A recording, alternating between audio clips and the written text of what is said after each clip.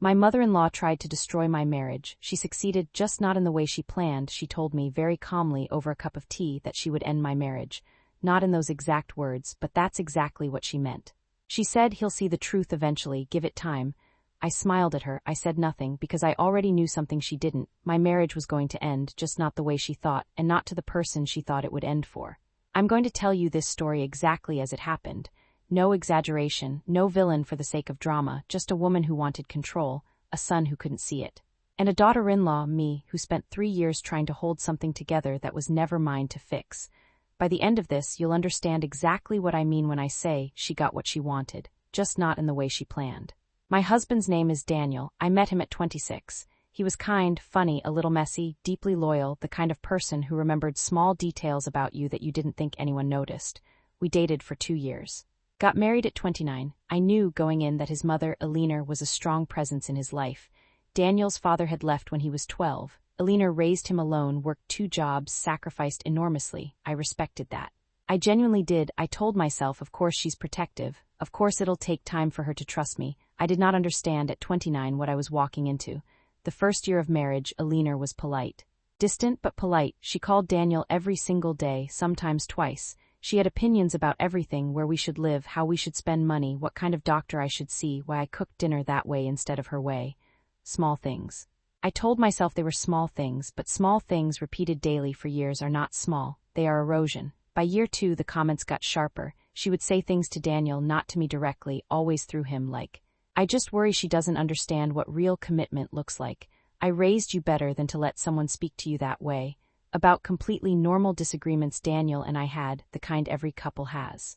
"You used to be so close to your cousins, I notice you don't see them as much anymore."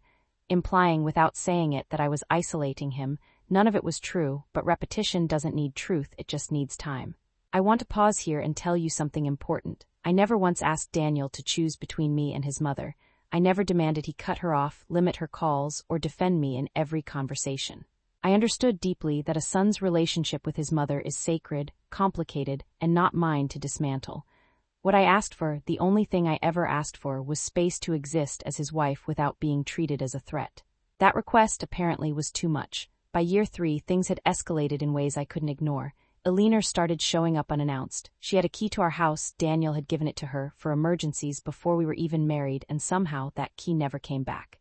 She would rearrange things in our kitchen, move furniture to help, tell me with a smile that she'd already done the laundry, already started dinner, already handled things, as if I were a guest in my own home who needed managing. When I brought this up to Daniel, gently more than once, he would say the same thing every time: "She means well, that's just how she shows love." I started to understand something painful. Daniel didn't see it, not because he was weak. Not because he didn't love me, but because he had spent 31 years learning that his mother's control was love. It was the only love he'd ever known growing up. To question it felt, to him, like questioning the foundation of his entire childhood. I wasn't fighting Alina, I was fighting 31 years of conditioning. The breaking point came on a Tuesday evening. Alina had come over uninvited as usual, and we were sitting at the dinner table, 3 of us. Daniel, Alina, me. She was talking about a friend's daughter-in-law, a woman she clearly disliked. She said, casually, stirring her tea, "That poor woman doesn't realize her husband's family sees right through her. It's only a matter of time before the truth comes out." She looked directly at me when she said it. Daniel didn't notice. He was checking his phone, but I noticed. I understood exactly what she meant, and exactly who she meant it about. She wasn't talking about a friend's daughter-in-law, she was talking about me, and she was telling me politely over tea with a smile that she would end my marriage, that eventually Daniel would see the truth, that eventually he would choose her version of reality over mine. I smiled, I said something neutral, the dinner continued, but inside something had shifted permanently. I want to tell you what I did next, because this is the part of the story that surprises people. I didn't confront Alina. I didn't give an ultimatum, I didn't cry or scream or demand that Daniel choose. I went home that night and I sat with myself in the quiet of our bedroom and I asked myself one honest question: what do I actually want? And the answer that came back slowly, painfully, but with absolute clarity was this: I did not want to spend the next 30 years fighting for space in my own marriage. I did not want to compete with a woman who saw me as an obstacle rather than family. I did not want Daniel to keep choosing peace with his mother over honesty with me, because that's what he had been doing quietly for 3 years. Not maliciously, just, by default, the path of least resistance. I realized something that took me weeks to fully accept: this marriage, as it currently existed, could not survive Alina. Not because Alina would tear it apart with some dramatic act, but because Daniel would never, on his own, build the boundary that was needed to protect it. So I made a decision, not the decision Alina expected. I asked Daniel for couples counseling, not because I wanted to fix small disagreements, but because I needed him to hear, from someone outside our family, someone neutral, someone trained, what I had been trying to tell him for 3 years. He agreed, reluctantly, but he agreed. Counseling did something I didn't expect. It didn't just address Alina.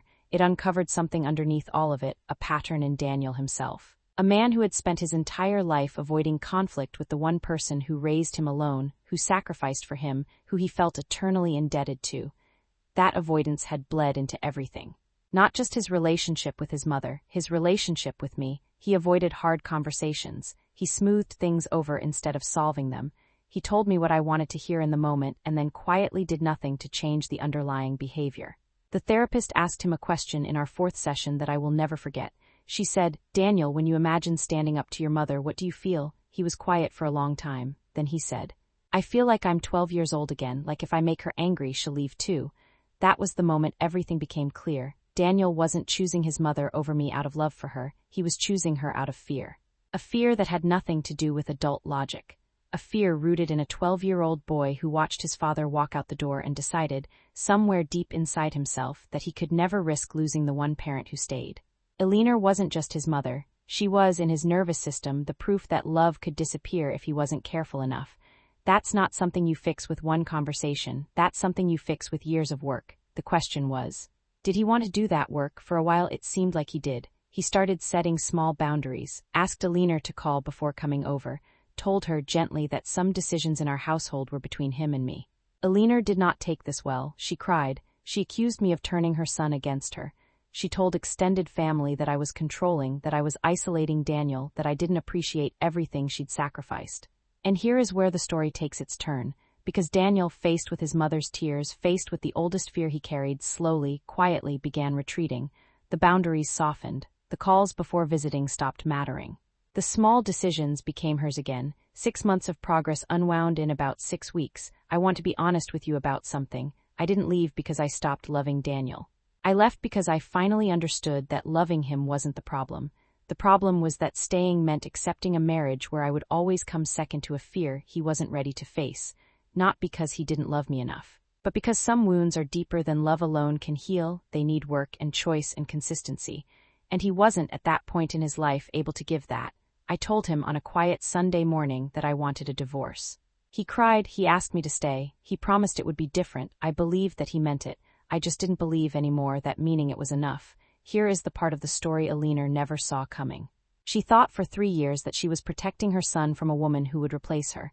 What she actually did, through every uninvited visit, every comment, every quiet manipulation, was teach her son, repeatedly, that his own judgment couldn't be trusted.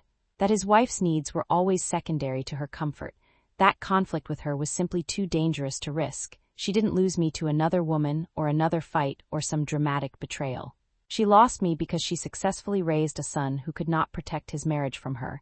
And in doing that, she destroyed the marriage exactly the way she always feared losing him. Because 18 months after our divorce, Daniel reached out. He told me he had started individual therapy. That after I left, something cracked open in him that years of marriage hadn't managed to. That losing me had forced him, finally, to look directly at the fear he had spent his whole adult life avoiding. He told me Alina had not taken the divorce well either, that in the aftermath, without me as a buffer, without a marriage to manage from a distance, she had become even more demanding of his time, his attention, his loyalty. And for the first time in his life, he said, he had started saying no to her, not because of me, because he finally understood on his own what I had been trying to show him for 3 years. We are not back together. I want to be clear about that. This isn't a story with a romantic reunion at the end, but we talk now, occasionally, as people who once loved each other and are working separately on becoming whole. And Alina. She got exactly what she always feared most. A son who, for the first time, doesn't need her permission to live his own life. A son who set a boundary with her, finally, fully, not for my sake since I was already gone, but for his own. She tried to destroy my marriage to protect her place in Daniel's life. She succeeded in destroying the marriage, but the version of her son that emerged afterward, independent, self-aware, no longer afraid, is not a son who needs her the way she always needed to be needed. She got exactly what she set out to do, just not even close to the way she planned. I've thought a lot about what I'd tell someone in my position years ago before any of this happened. I'd tell them this: you cannot love someone into confronting a fear they're not ready to face. You can be patient, you can be supportive. You can go to counseling and have 1,000 honest conversations, but ultimately some people have to choose their own healing. And you are completely allowed to decide that you can't wait indefinitely for someone else's growth, even when you love them, even when leaving breaks your heart. If you are in a marriage where one partner cannot set boundaries with their parents, where you consistently come second to managing someone else's emotions, please hear this. That is not a small problem that will resolve itself with time. That is a foundational issue that requires real intentional work from your partner, not promises, not apologies, actual sustained change. And if that change doesn't come, you get to decide what you need for your own life. Leaving is not failure. Sometimes leaving is the only way the truth finally gets seen. I live alone now, by choice for now.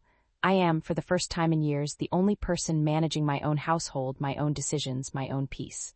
It is quieter than I expected. It is also, surprisingly, the most at peace I've felt in a very long time.